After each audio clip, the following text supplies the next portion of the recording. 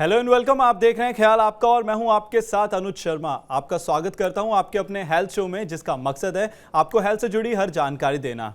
अभी कुछ ही दिन हुए थे, हाल ही में लोगों को नॉर्मल हुए और अपनी पुरानी लाइफस्टाइल में वापस आए, लेकिन फिर से कोविड-19 के केसेस बहुत तेजी से बढ़ने लगे हैं, जिसकी वजह से एक बार फिर से लोगों में डर बढ़ता जा रहा है। कोविड को लेकर कई रिसर्च सामने आई हैं और हाल ही में फ्रांस की एक रिसर्च सामने आई है जिसमें बताया जा रहा है कि किन ब्लड ग्रुप वाले लोगों को कोविड का सबसे ज़्यादा खतरा होता है और किन्हें कम। तो आज अपने इसी विषय पर हम चर्चा करेंगे अपने एक्सपर्ट से, जिसके लिए हमारे साथ जुड़े हैं यूएस से health expert doctor Ravi Gaud से, जिन्हें आप आए दिन अलग अलग न्यूज़ चैनल पर चर्चा करते हुए देख रहे होंगे और सोशल मीडिया प्लेटफॉर्म पर भी कोविड के बारे में चर्चा करते हुए देख रहे होंगे। डॉक्टर रवि, आपका बहुत बहुत स्वागत है हमारे शो में। नमस्कार। डॉक्टर अभी मैं सबसे पहले सवाल यही जानना चाहूंगा आपसे, जो ये रिसर्च आ रही है जिसमें कहा जा रहा है कि कोविड होने का संबंध ब्लड ग्रुप से है, इस रिपोर्ट के बारे में हम आपसे एक विस्तार में जानना चाहेंगे कि आखिर क्या है ये रिपोर्ट। देखो, ब्लड ग्रुप को समझना थोड़ा मुश्किल है। जी मैं उसे आसान कर सकता हूँ 2 मिनट में, लेकिन मुझे पता नहीं चल रहा कि इसका आसान करके करोगे क्या। मतलब ब्लड ग्रुप का 2 तरह का सिस्टम होता है, एक एबीओ होता है और एक आरएच होता है। तो 2 सवाल पूछने हैं कि क्या आप यूपी से हैं, और मैंने आपको पूछा क्या आप यूपी से हैं या आप शाकाहारी है। आप कहोगे कि मैं यूपी से भी हूं और शाकाहारी भी हूं। तो ये 2 अलग अलग सवाल है। तो एबीओ का एंटीजन होता है और आरएच का एंटीजन होता है। तो एबीओ में ए ग्रुप में ए का एंटीजन होता है, बी में बी का, ए बी में ए और बी का, और ओ में कौन सा भी एंटीजन नहीं होता, ए या बी एंटीजन नहीं होता, इसलिए ओ को यूनिवर्सल डोनर कहते हैं। दूसरा सिस्टम है रिसर्च सिस्टम, आरएच। तो उसका पॉजिटिव या नेगेटिव आता है। तो आपको ये होता है ए पॉजिटिव या ए बी पॉजिटिव या ओ पॉजिटिव, ऐसे 2 अलग अलग सिस्टम है। लेकिन मेरा एक ऐसा फ्रांस से जो रिसर्च आ रहा है उसमें कहा है कि ओ ग्रुप वालों को थोड़ा कम रिस्क है। और 2 तरह का रिस्क होता है, एक कोविड को पकड़ने का रिस्क और ज्यादा सीरियस कोविड होने का रिस्क। अभी पकड़ने का रिस्क तो छोड़ो, ये ओमिक्रॉन इतना तेजी से फैलता है तो थोड़ा बहुत कम हुआ तो फर्क नहीं पड़ता। जी और सीरियस डिसीज का कोई फर्क नहीं पड़ता क्योंकि वैसा ही ओमिक्रॉन मामूली है। लेकिन मेरा नन्हा सवाल ये है कि अगर ये बात मैंने आपको समझा दी, अगर बोले ओ ग्रुप में रिस्क थोड़ा कम है, ओके, दुनिया के काफी लोगों को ओ ग्रुप होता है, लेकिन नेगेटिव में रिस्क कम होता है और दुनिया के ज्यादातर लोग पॉजिटिव होते हैं, जी 85%। राइट। अगर इस डेटा को एक्सट्रापोलेट किया और यूएस में देखा, तो जो गोरे लोग होते हैं, व्हाइट लोग होते हैं, उनमें ओ ग्रुप सबसे कम होता है। काले लोगों में और हिस्पैनिक लोगों में सबसे ज्यादा होता है। हिस्पैनिक लोगों में ऑलमोस्ट 60% लोगों का ओ होता है। फिर भी यूएस की कोविड जो मौतें हुई वो अफ्रीकन अमेरिकन और हिस्पैनिक लोगों में ज्यादा हुई। तो ऐसा हमने कुछ देखा नहीं है। और भाई ऐसा देखो, अगर आपका एक ब्लड ग्रुप है बी, ओके, जी तो आप क्या करोगे, किसी लैब के पास जाओगे और कहोगे भैया मैं इस सांसद को जानता हूँ, मेरा बी ग्रुप है, 50 रुपया ले लो और मुझे ओ करके दे दो। नहीं कर सकते ना। राइट। आपका अगर बी है तो बी है।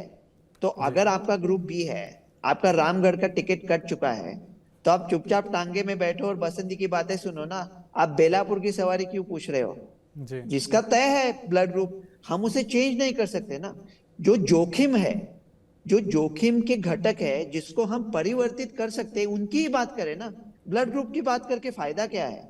और जी ऐसा हमने कुछ ज्यादा देखा नहीं है क्लिनिकल साइंस में कि ब्लड ग्रुप से इतना फर्क पड़ता है। तो आप झोल झाल में मत पड़ो। कोई गरीब आदमी है तो खुद का जाके ब्लड ग्रुप मत चेक करवाओ, उसमें जी। पैसा मत जाया करो, कुछ फर्क नहीं पड़ता उससे।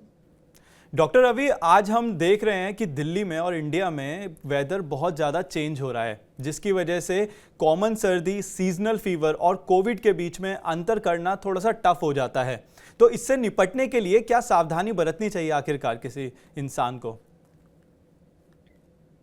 पहले ये समझना चाहिए कि सावधानी बरत के कुछ नहीं होता। अभी सावधानी बरत के हम उसे नहीं टाल सकते, ये एक बात है। दूसरा बात ये है, जैसा मैंने ब्लड ग्रुप के बारे में कहा था, आप पता करके करोगे क्या? मतलब 4 पॉसिबिलिटीज है। अगर आपको जुकाम आता है या बुखार आता है, ऐसा कुछ होता है, तो एक तो ये बैक्टीरियल है, उसका चांस कम है। एक H3N2 है, कोविड है, या एडिनो वायरस है। बैक्टीरियल का चांस कम है, एडिनो वायरस का चांस कम है। तो सिर्फ फर्क करना है H3N2 और कोविड में। अगर H3N2 है तो आप उसके लिए ओसेल्टेमाविर खा सकते हैं। कोविड है तो आपके लिए उसके पास कोई दवा नहीं है। तो आप ये टेस्ट करके करोगे क्या? यूएस में मैं टेस्ट करता हूं, अगर फ्लू आया तो ओसेल्टेमाविर देता हूं, अगर कोविड आया तो निर्माट्रेलविर देता हूं। हमारे आप कहोगे अगर आपका कोविड पॉजिटिव आया तो आप ट्रेन से जाना बंद कर दोगे दूसरे लोगों को बचाने के लिए। मैं आपको दो चीजें राज की बता देता हूँ। एक तो इंडिया में ना कोई टेस्ट करने वाला है, ना कोई ट्रेन से जाके जाना बंद करने वाला है। और तीसरी सबसे अहम बात यह है कि आपको लक्षण आने के 48 घंटा पहले आप उसे स्प्रेड कर सकते हो। जी। तो अगर आपको किसी आदमी को कोविड पॉजिटिव आता है जो मेट्रो में जाता है, तो क्या मेट्रो में जाके सीसीटीवी फुटेज देख के जो 4,000 लोग जो आपके साथ उनके घर जाके उनके पते, ये ऐसा नहीं होता। कोविड पैंडेमिक खत्म हो चुका है। 1 जुलाई 2021 को खत्म हुआ था। ऐसे एक बड़े सयाने डॉक्टर ने कहा था, वो डॉक्टर दिखने में भी बड़ा क्यूट है ऐसा मैंने सुना है, अरे मैनेज कहा था कि July 1 2021 को ये खत्म हुआ है। तो महामारी इस रूप में खत्म हुआ है। थोड़े थोड़े केसेस आ सकते हैं तो उनके ऊपर ज्यादा ध्यान नहीं देना चाहिए, जिंदगी चालू रखो। सिर्फ जो हाई रिस्क लोग हैं, जो गंभीर तरह से बीमार हो सकते हैं, सिर्फ उनको बचाओ। बाकी अब दूसरा कुछ करने की जरूरत नहीं है। डॉक्टर अभी मैं इसी में ऐड करना चाहूँगा, मैंने आपके कई इंटरव्यूज़ देखे हैं अलग अलग चैनल्स पे और सोशल मीडिया पे आपको बात करते हुए सुना है। तो मैं ये जानना चाहूँगा कि लोग आज बहुत सावधान भी हैं, मास्क भी पहन रहे हैं, सैनिटाइज़र भी यूज़ कर रहे हैं और सबसे ज़्यादा कि अपनी डाइट का ख्याल रख रहे हैं, इम्यूनिटी बूस्ट रख रहे हैं, पर उसके बावजूद भी केस बढ़ते जा रहे हैं। तो ऐसा क्यों? इसकी क्या बड़ी वजह है? पहली बात तो आपने कही, मतलब क्या होता है ना, कोई जब मुझे सवाल पूछता है, जी। आपने सवाल पूछा कि अहमद मियां जा रहे हैं घोड़े पे और गब्बर डर के मारे भाग रहा है, तो ये आपका पहला स्टेटमेंट ही गलत है ना। तो उसका मैं जवाब कैसे दूं? कोई सावधानी नहीं बरत रहा है। कभी इंडिया में किसी ने ना कभी सावधानी बरती थी, ना अभी बरत रहे, ना भविष्य में बरतेंगे। अपने लोग जो प्यारे हैं वो वैसे वैसे है, वो बदलने वाले नहीं है। तो जो भी पैतरे हम सोचते हैं वो ये ध्यान में रखते हुए सोचना चाहिए कि हमारे लोग कैसे हैं। हमारे लोग जैसे है वैसे है, वो बदलने वाले नहीं है। कोई कोई सावधानी नहीं ले रहा है। और दूसरी बात यह है कि सावधानी लेके कोई फायदा नहीं है। आप कह रहे हो कि इतना सब करके केस ऊपर क्यों जा रही है? पहली बात यह है कि इतना कोई कुछ नहीं कर रहा है। दूसरी लहर के टाइम कोई किसने भी मास्क नहीं डाले थे, और अभी तो मास्क डाल के कुछ फायदा भी नहीं है।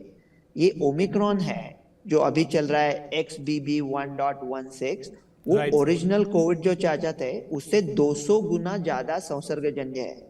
अरे ओरिजिनल कोविड को नहीं रोक पाए थे हम, उससे 200 गुना संसर्गजन्य को वही पैंतरे से आप 3 साल से लोग बक रहे हैं। Covid appropriate behaviour, wash your hand, sanitiser, mask, इससे नहीं होता। 3 साल ट्राई किया, अभी कब समझ में आएगा कि इससे कुछ फर्क नहीं पड़ता।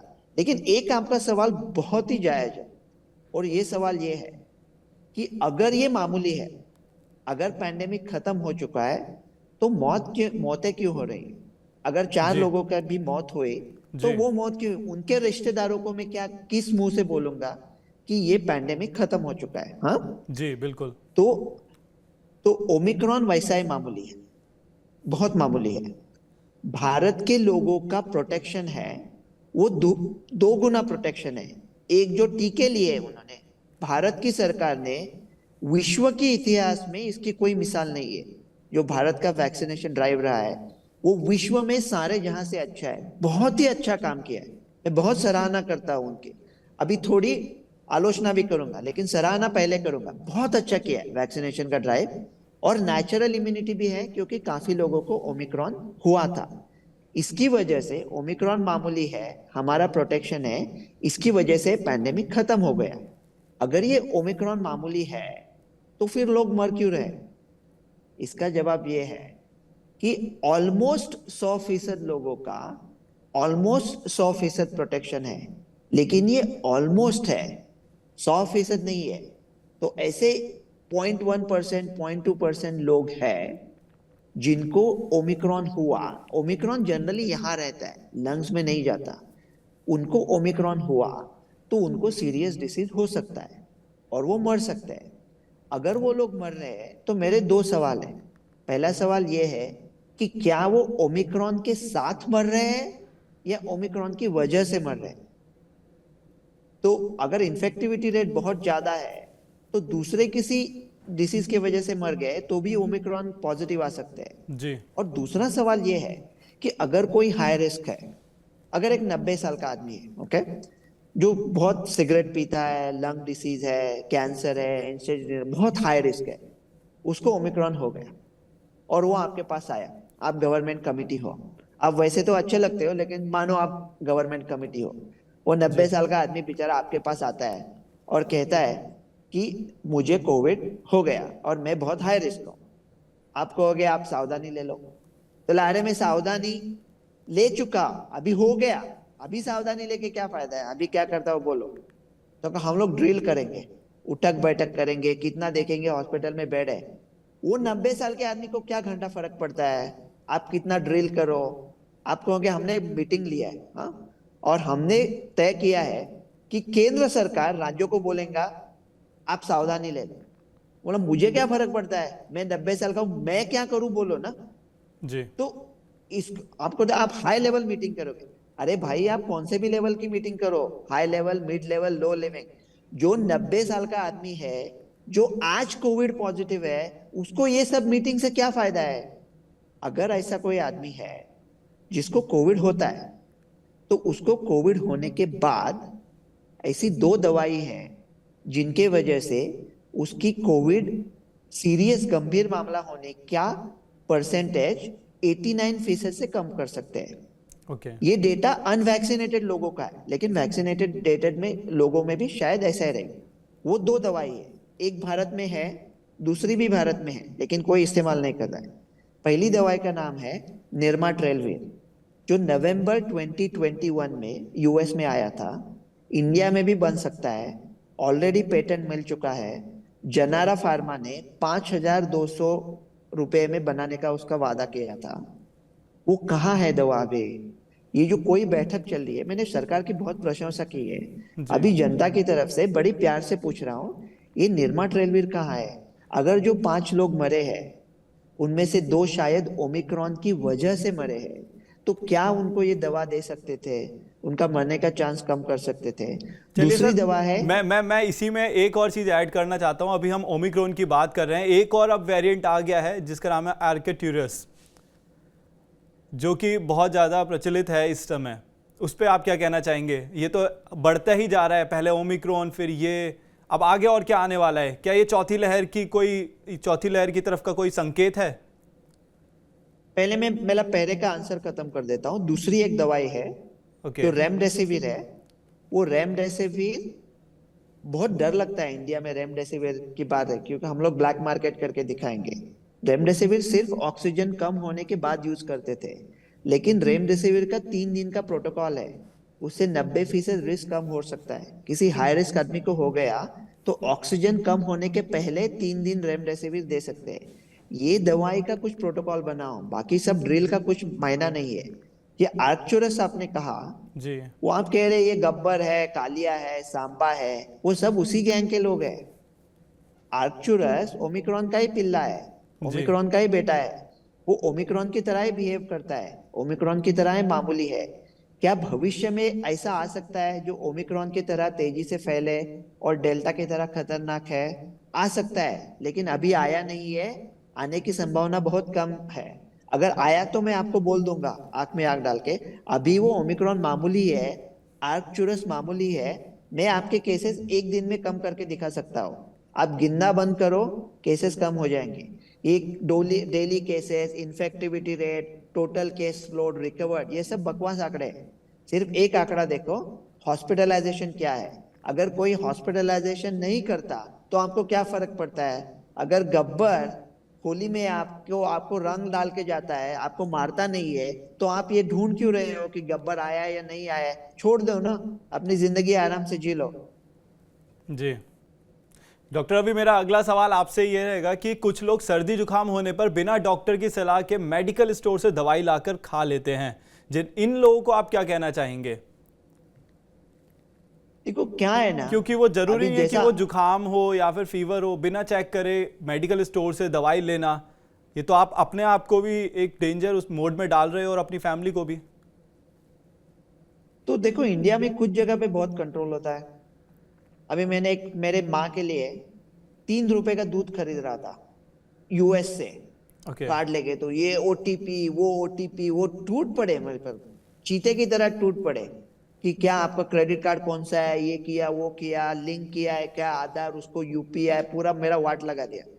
लेकिन एक कोई सी दवाएं है जो अमेरिका में कोई सोच भी नहीं सकता विदाउट प्रिस्क्रिप्शन, वो दवा कौन सी भी मार्केट में कौन से भी फार्मेसी में जाके लोग ले सकते हैं। अगर गवर्नमेंट को कुछ कंट्रोल करना है तो ऐसी दवाओं पे कंट्रोल करो जिससे बहुत हानि हो सकती है। जैसे कि सेकेंड लहर के दौरान स्टीरॉयड यूज किए थे, वो स्टीरॉयड की वजह से बाद में फिर वो ब्लैक फंगस का प्रॉब्लम आया था, शुगर बढ़ के। तो ऐसे कुछ दवा पे कंट्रोल करो।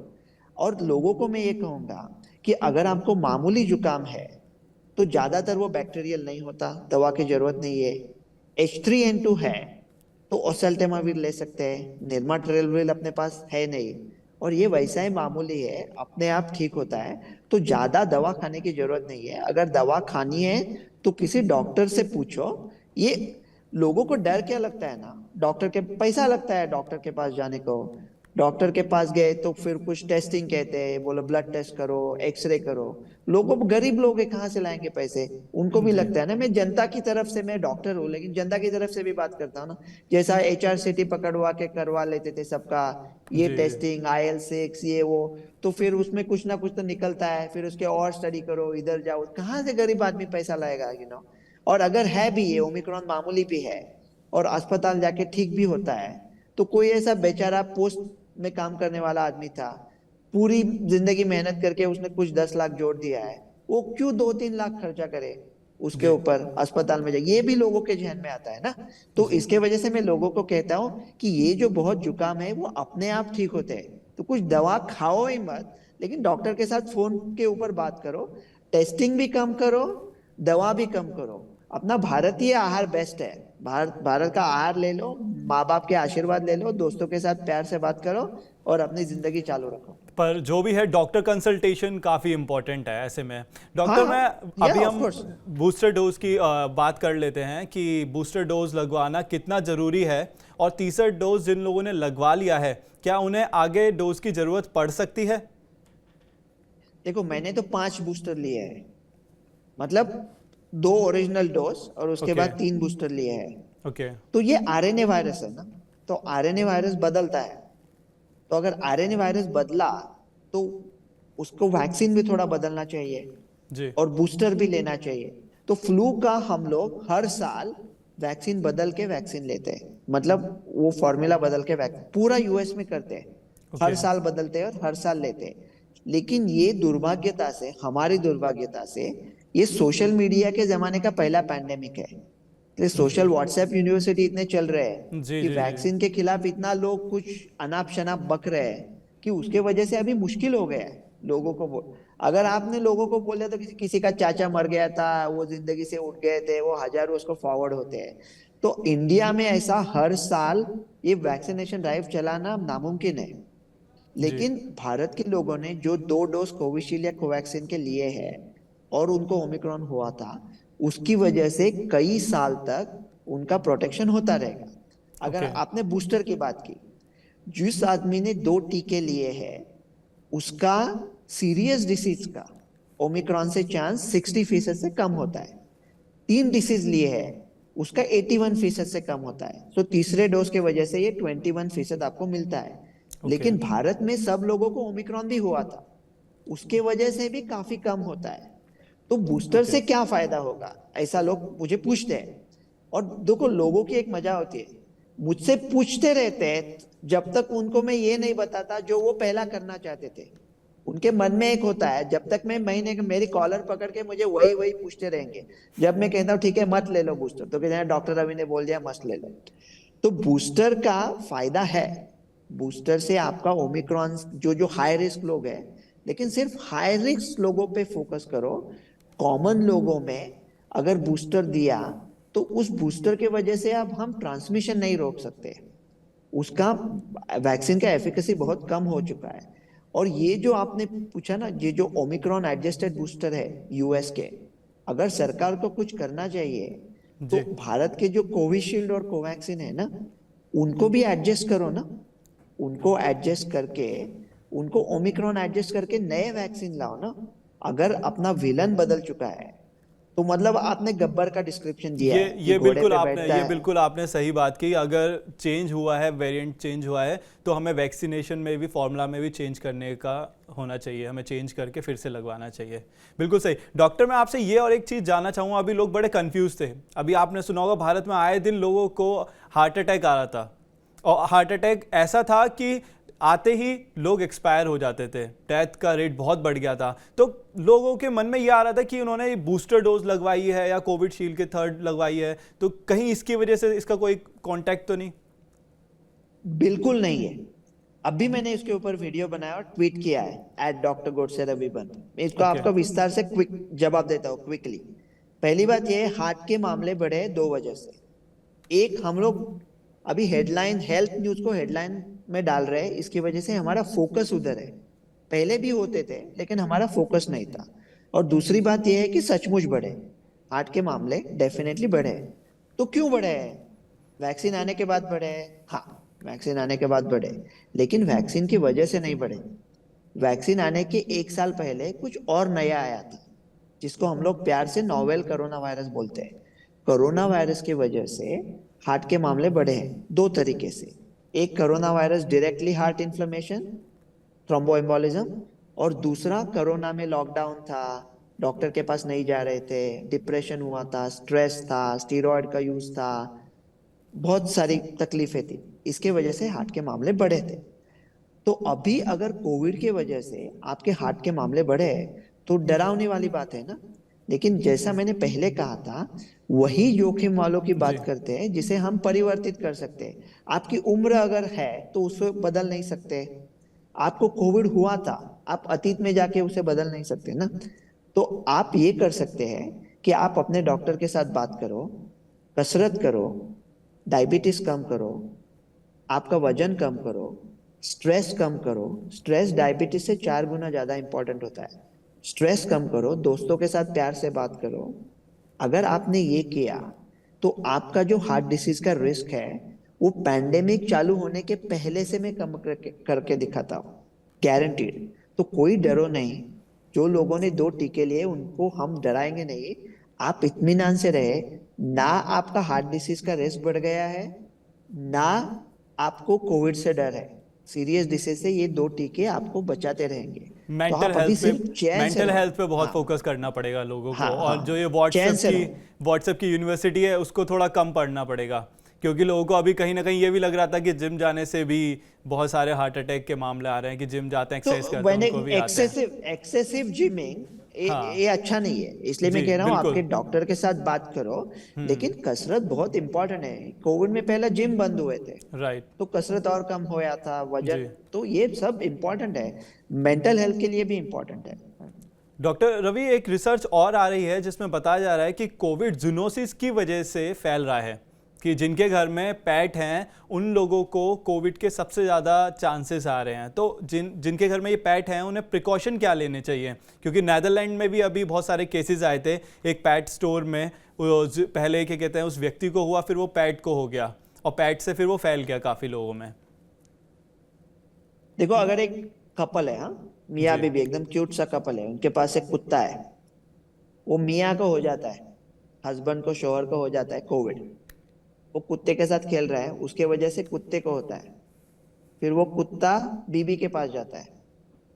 तो मैं हस्बैंड को बड़ी प्यार से बोलूंगा, बीबी को कोविड कुत्ते की वजह से नहीं हुआ, हस्बैंड की वजह से हुआ है। जनरली फॉल्ट हस्बैंड का ही होता है, और ये टाइम ये सही है। पेट्स को आपकी वजह से कोविड हो सकता है। अगर आपके घर में कुत्ता या बिल्ली है तो सबसे ज्यादा उनको आपकी वजह से चूहे का कोविड हो सबसे ज्यादा सकता है। नाम आ रहा है कि रेट्स की वजह से सबसे ज्यादा फैल रहा है। हैमस्टर मतलब हैमस्टर, इंडिया में तो ज्यादा कोई चूहे रखता नहीं है, राइट राइट? राइट ऐसा राइट राइट। पेट करके, राइट? इंडिया में जी तो कोई नहीं रखता। जी, एक भी आदमी मुझे पता नहीं जो चूहे पेट करके रखता है। बिल्कुल बिल्कुल। लेकिन वो पेट की वजह से आपको कोविड होने का चांस बहुत ही कम है। ओके इतना कम है कि निग्लिजिबल है। अभी कैट की वजह से ह्यूमन को कोविड होने का एक ही केस था। थाईलैंड की एक बिल्ली थी, वो छोड़ दो ना, एक ही बिल्ली थी इतनी पूरे दुनिया में, उसे छोड़ दो। जू में भी होता है। तो आपकी वजह से एनिमल्स को हो सकता है, लेकिन पेट एनिमल की वजह से आपको होना चांस बहुत कम है। तो आप ओके, सावधानी इतनी ले ले कि अगर आपको कोविड हुआ है तो पेट के ज्यादा पास ना जाए, बस। राइट। ओके डॉक्टर, अभी मैंने आपको कई इंटरव्यूज़ में देखा था जिसमें आपने कहा है कि कोरोना से डरने की ज़रूरत नहीं है। अभी भी आपने उस बात को रिपीट किया, पर जिस हिसाब से कोविड के केस बढ़ रहे हैं और उनकी वजह से मौत भी हो रही हैं, तो इस सिचुएशन में क्या किया जाए? डरा जाए, घर में बैठा जाए, या क्या किया जाए? कैसे लाइफ को जिया जाए? अगर कड़ी धूप में जो लोग नंगे पैर चल रहे हैं, उनके पैरों में जलन होगी ना। जी उन्हें बचाने के लिए पूरी सड़क को कवर करना जरूरी नहीं है, वो मुमकिन ही नहीं है। सिर्फ वो लोगों को जो सड़क पे दोपहर में चलते हैं उनको जूते दे दो। तो ये पैंडेमिक ऑलरेडी खत्म हो चुका है, ये एंडेमिक है। हमको फोकस करना है सिर्फ हाई रिस्क लोगों पे। जो हाई रिस्क कौन है? जिनकी उम्र बहुत ज्यादा है, उनको कुछ बड़ी बीमारियां है, कैंसर है, कीमोथेरेपी चल रहा है, and stage renal disease, dialysis, immunity weak है, ऐसे लोग हैं। इनको कैसे बचाए? अगर बूस्टर देना है उनको दे दो बूस्टर। अभी का कोविशील्ड कोवैक्सीन का बूस्टर लेके कुछ फायदा नहीं है। बूस्टर एडजस्ट करो, नहीं तो mRNA वैक्सीन लेके आओ। अगर उनको कुछ लक्षण आते हैं तो उनका जल्दी से जल्दी टेस्टिंग करो। उनके लिए निर्मा-ट्रेलविर लाओ। अगर निर्मा-ट्रेलविर नहीं लाना है आपको तो 3 दिन का रेमडेसिविर प्रोटोकॉल करो। बाकी सब लोगों को अपनी जिंदगी जीने दो। अभी ये H3N2 के केसेस इतने आए हैं, ऑलमोस्ट उसका लग रहा था पैंडेमिक हो जाएगा, होगा नहीं, लेकिन बहुत केसेस आए थे। क्यों हुआ ऐसा? क्योंकि हमारी इम्यूनिटी कम हुई थी। हमारी इम्यूनिटी क्यों कम हुई थी? इसलिए कम हुई थी क्योंकि हमने बहुत ज्यादा कोविड के बाद में सोशल डिस्टेंसिंग चालू रखा था, जबकि उसे बंद करना देना चाहिए था। ये शुरू में जब हुआ था, वो सब लॉकडाउन वगैरह हुआ था, उसके बाद कोविड की सबसे ज्यादा हानि कोविड की वजह से नहीं हुई है। कोविड की सबसे ज्यादा हानि उस समस्या का जो हमने समाधान ढूंढा है, उस समाधान की वजह से हमने लोगों की चेहरे से मुस्कुराहट छीन ली है। कि हमारा जो पैतरे थे पूरे दुनिया के काफी गलत थे। एक बार ये कोविड हो गया तो हो गया, मतलब वो पैंडेमिक खत्म हो चुका, अभी एंडेमिक। उसके बाद भी अभी हम लोग, अब तक कितने लोग मास्क पहन रहे थे? वो मास्क नष्ट होने में 400 साल लगते हैं। एनवायरनमेंट पे प्रेशर आ रहा है। आप मौसम के, बिना मौसम के बारिश हो रही है, सब सब लफड़े हो रहे हैं। तो ये सब आप झोल झाल में मत पड़ो। आप सिर्फ हाई रिस्क लोगों पर फोकस करो, जी बाकी लोगों को छेड़ दो। कहते हैं ना, बुए गुल नालाए दिल दूध चिरागे महफिल, जी जो भी तेरी बज़्म से निकला सो परेशान निकला। अब ये कोरोना की बज़्म खत्म हो चुकी, तो आपकी ओके परेशानी भी खत्म होनी चाहिए ना। जी। बस मैं आपसे आखिरी क्वेश्चन अपना जानना चाहूँगा कि अगर किसी व्यक्ति को कोविड हो जाता है तो रिकवर होने के बाद उन्हें किस तरह की सावधानियां बरतनी चाहिए?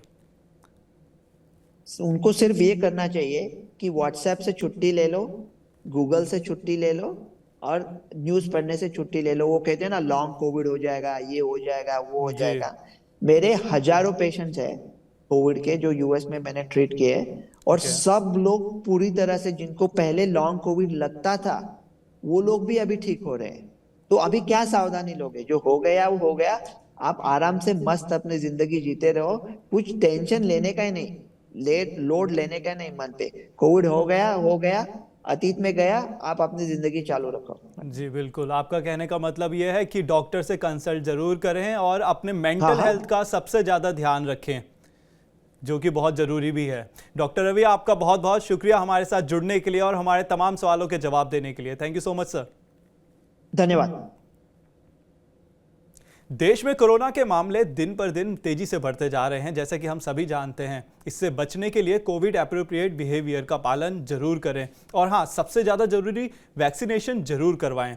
आज के लिए बस इतना ही। अब हमें दीजिए इजाज़त। हम फिर हाजिर होंगे हेल्थ से जुड़ा नया एपिसोड लेके।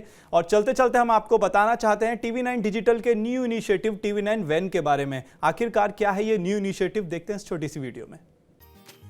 Today, doctors are busier than ever providing care and advice to patients.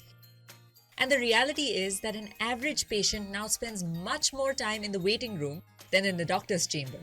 With such a captive audience, it's time to put their wait time to good use. Introducing TV9 Waiting Area Network that provides premium patient engagement experience through engaging and informative videos. These videos are created keeping in mind an Indian patient seeking medical attention. TV9 Waiting Area Network provides a perfect platform for educating the patients on everything a doctor's practice has to offer while elevating the doctor's brand at the same time. As a doctor, all you need is to have Wi-Fi at your clinic and we'll take care of the rest. We provide you with a TV, a media player, your clinic profile, and a playlist customized as per your practice. Combine all this with the regular news updates from TV9 and you have an awesome branding and marketing tool for your clinic. Write to us at van@tv9.com and we'll get in touch with you to set up our solution at your premises.